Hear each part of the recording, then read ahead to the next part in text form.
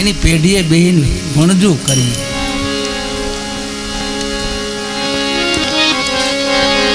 गुरुना प्रतापे सती तोड़ल बोलिया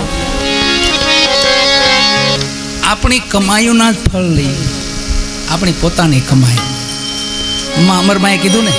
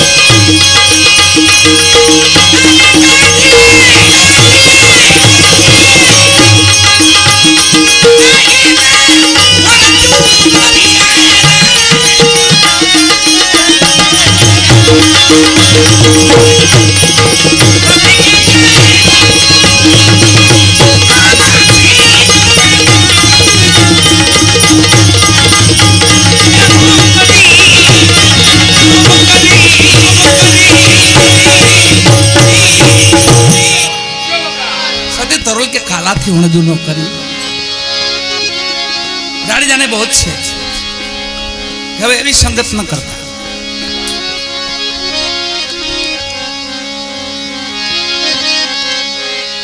पण पछी तो महापुरुषे एटलो काल ने मार्यो आ बधी वाणी सेनी वेदना से वाला कोई मनोरंजन नहीं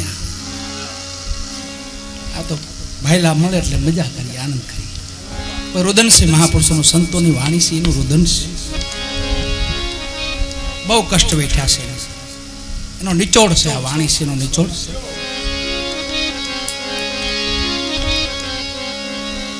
छेले छेले तो एवी घटना घटी हथियार हेठा मूकी दीधा सती केम करे बार गाम जवानुं थयुं ने जाडेजाए कीधुं के सती आंगणे कोई आश्रय कोई अव्यागतो आवे अतिथि अव्यागत आवे तो आश्रम धर्म पाळजो हूँ हांजे पाछो वળી आवीश दरबार बार गाम गया पाछळथी संतो आव्या आंगणे झूंपड़ी में जोयुं एक टकनो अनाज नहीं सती विचार कर्यो एमां कपड़ा धोवाई गया ने जेसलजी एक डाग रही गयो तो ये सधीरो ई नतो सुई सती नजरे जतो ई झपट में आवे ने तई लई लेवाने अने बराबर समय बीन्यो जाडेजो हाजर नंबरे ने सती नो विचार आव्यो के ओलो एक बाकी से ने लई लो एनी हाटड़ीए गया सती ने आम जोया ओहो तोरल मारी हाटड़ीए मारी झूंपड़ी सती तोरल जेसल सधीरा ने के सधीरा दरबार हाजर नहीं घरे साधु आवी गया से अन्न पाणी करावा से धिराण में उधार थोड़ुंक दे तो तारू वळतर बधुं दरबार तने आपी जाय हांजे आ तो कामी पुरुष हतो कीधुं के एम नहीं काई मेल में कोई तो आपो बाकी तो एम तो उधार तो हूँ देतो नथी के मारी साधु पासे हूँ होय सधीर आ भगवा रामसागर हालशे મૂકી તો રામ સગન મારે શું કરવું? સધીરો આમ એમ હતો, રામ સગન એવું છે મજીરાને કે તો મૂકીએ, એવું નહોતું બેન, આ તો આપણે કહીએ છીએ.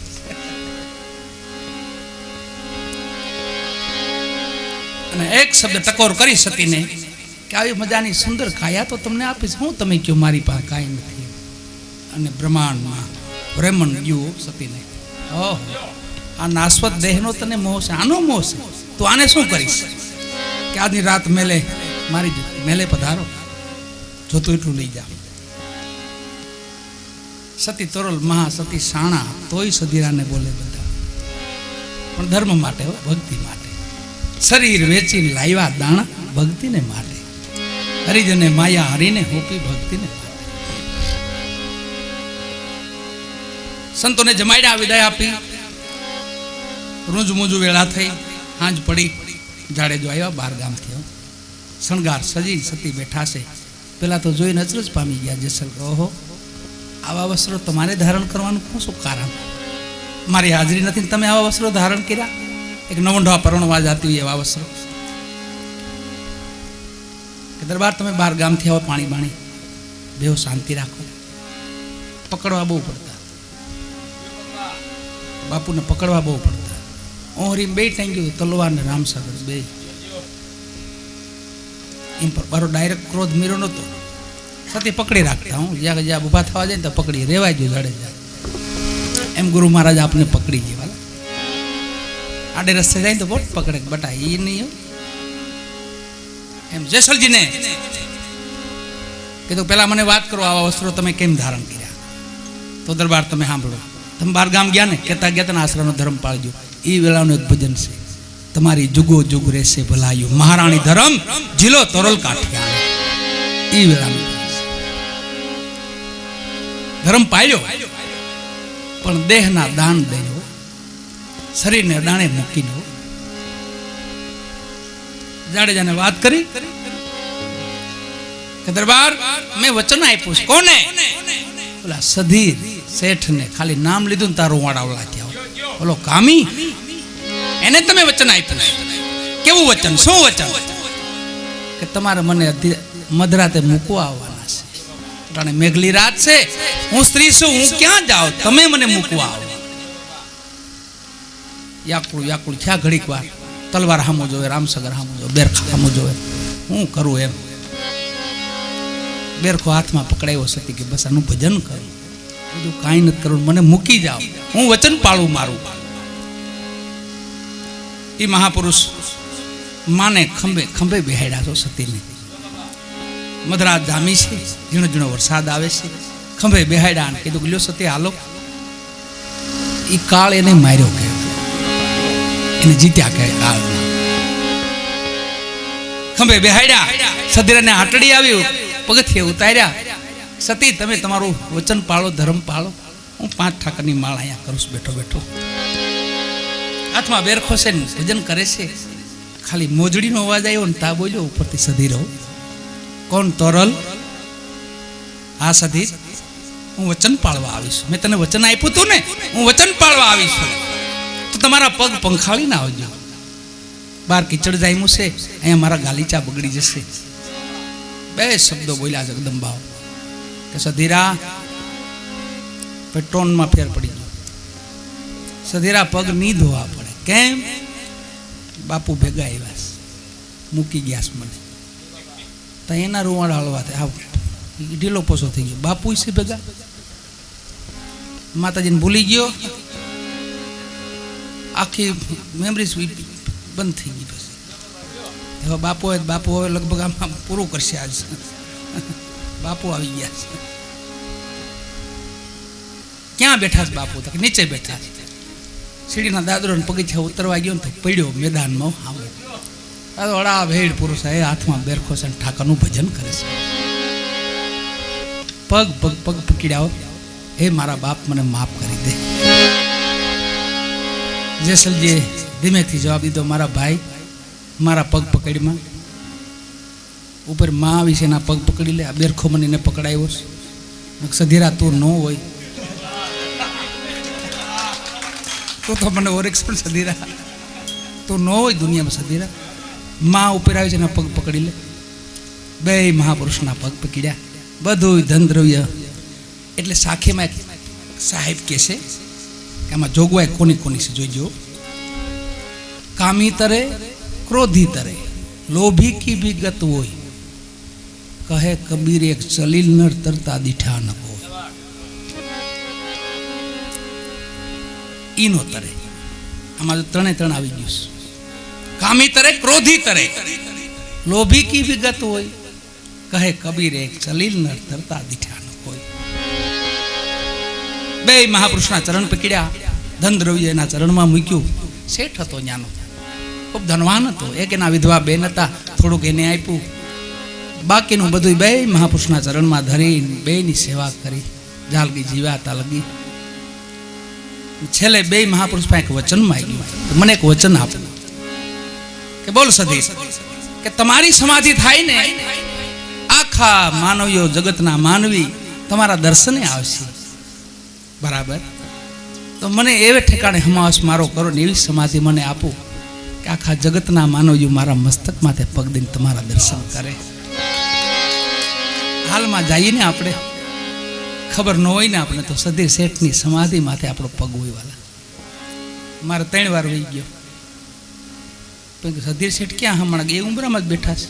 ત્યાં તો ઊભો તો, હે ભગવાન માફ કરજો, આ ખબર થઈ ગયું. ખ્યાલ ન હોય ને આપણને, તો એ મહાપુરુષના દર્શને જઈએ ને આપણે અંજાર, તો ઉમરામાં સધીર શેઠ લખેલું છે, ત્યાં તકતી મારેલી છે સધીર શેઠ.